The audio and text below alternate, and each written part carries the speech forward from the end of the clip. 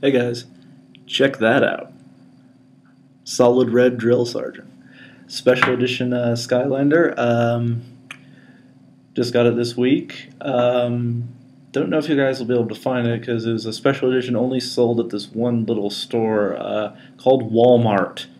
Um, so yeah, I mean, I guess it's a little bit rare because instead of being sold at Walmart and GameStop and Target and Toys R Us and every other store that carries new video games in the U.S., it was only sold at Walmart. But still, like, because it was only sold at Walmart, they have like 150 of these a store or some crap, as opposed to like five of any of the other characters. But yeah, as you can see, I don't know if I showed the blue. It's basically the same thing as that blue bash I showed like last week or whatever. Where yeah, it's like the exact same model and actually no different in game. I tested it out the other day. I was gonna say the regular character just pops up when you use it in game, but it looks really cool out of the game. I was going to say the only special editions that actually are any different in game, as far as I know, are the legendaries that there's like 4 of. And I don't think they're really that different, but the game recognizes them as a different character, and when you put them down in game, they have their like black and really nice black and gold color scheme and all that stuff instead. And like there's 32 characters in the game, and like it lists me as having 35 right now because I have those. I'm just missing. Actually, I will by next week have the full set. I did finally find Whamshell. Not in person like I kind of wanted to, but I was just kind of browsing around Amazon. I saw he came back in stock for all of like 5 minutes before they sold out again. But anyway, I bought that, so finally have the full set. So yeah, Noogzilla news. I don't know, whatever. I don't know. Yeah, I just don't have a whole lot of new stuff this week. I just kind of wanted to post one of these anyway. I was going to say if John can do his half about roller derby and other crap, I can do one about Skylanders. But anyway, we got a couple more reviews up this week. Hopefully I'll be doing another 1 or 2 next week also. I've got some stuff for 360 I've been meaning to play. Just haven't had my 360 hooked up in a couple weeks. But, like unplug the Wii, plug that in, that kind of thing, hooked up to an old janky TV. Kind of have to like rotate what systems you have hooked up based on, what specific game you're trying to play. But anyway, yeah, so we will still keep doing reviews, which I know it doesn't seem like a huge deal that we're doing a ton of reviews right now. And I mean, it's not like we're doing like 5 a week or some crap, but I mean, we're generally getting 1 or 2 posted a week at least, which is good because if you look down, like I didn't want to point this out until now because we're just about to finally get there. If you look down at the little like recent reviews thing on the sidebar, it's kind of like how like you have to scroll down the page a bit to actually get to it. We are just now to the point where we have 1 more review, and all those reviews will have been done in 2012. Not all the games came out in 2012, but all the reviews were written and posted in 2012. Only took us 6.5 months. And that's something I wanted to do. Not so much because, well, I think we should do some more reviews. Like, I like doing a lot of reviews. It's not the most important thing in the world, but it's fun to talk about. And, like, a lot of the stuff we do isn't necessarily... We do a lot of the big-name games, but it's not all the big-name games. And one of the things I'm going to do next is a smaller indie game, and another one I'm going to do... well, I mean, it's an EA Sports game, but it's not FIFA or Madden or even NHL, whatever.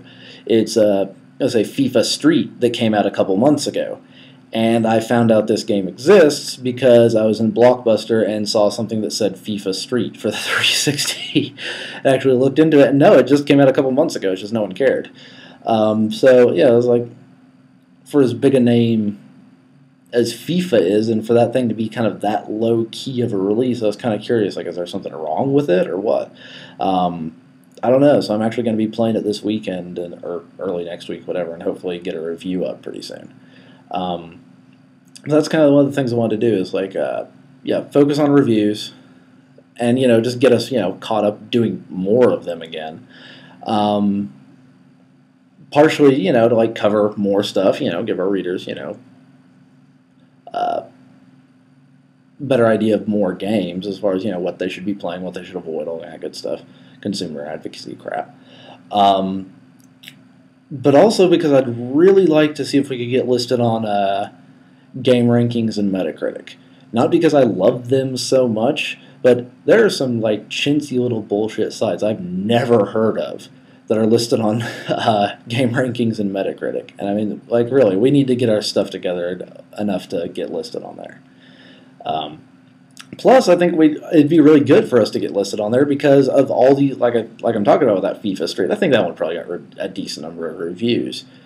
There's a lot of things, like, I've gone to, like, after the fact, wanted to check, compare, like, my review to reviews other sites did, and found out that, like, it had, like, and some of the games will have, like, 5 reviews on Metacritic or something, and then you look up, like, Call of Duty for that year, and it has, like, 93 or something for its average.